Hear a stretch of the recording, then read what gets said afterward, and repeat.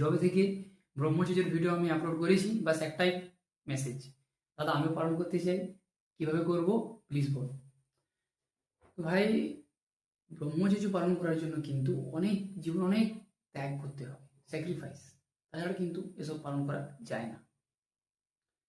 দেখো, ফোন দেখা, আমি কখনোই এটাকে খারাপ বলিনি, কিন্তু ফোন দেখা তুমি কি পারপাসে দেখছো এটা কিন্তু অনেক ম্যাটার করে। তুমি কি কিছু নতুন স্কিল শেখার জন্য দেখছো, নিজেকে বেটার করার জন্য দেখছো? দেখছো না। এন্টারটেনমেন্ট, টাইম পাস, স্ক্রোলিং, সময় নষ্ট, সেখানে খারাপ আসছে, মাইন্ড খারাপ, নানা রকম। দেখো ভাই, এরকম করলে কিন্তু হবে না। আমাদের সেই প্ল্যাটফর্ম থেকে বার হয়ে আসতে হবে যে প্ল্যাটফর্ম থেকে তোমার মাইন্ড খারাপ হচ্ছে। আমাদের পুরো অ্যাটেনশন, পুরো ফোকাস, সব কিছু আমাদের এখানে দিতে হবে, কারণ এটাই ভবিষ্যৎ, ওটা না। ওটা ওটা ওই হ্যাপিনেসটা টেম্পোরারি, এটা পার্মানেন্ট। ঠিক আছে তো? তাহলে পুরো অ্যাটেনশন, পুরো ফোকাস আমাদের এখানে লাগবে।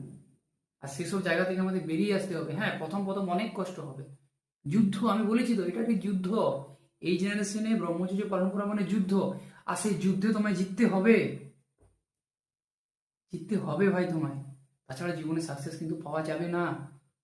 আজ থেকেই, এখন থেকেই এই স্ক্রোলিং, নানা রকম এন্টারটেনমেন্ট এসব বন্ধ করো। বাইরে বন্ধুদের সঙ্গে আড্ডা মারা বন্ধ করো। ঠিক আছে, এনজয়মেন্টটা বন্ধ রাখো, তবেই জীবনে সাকসেস আসবে।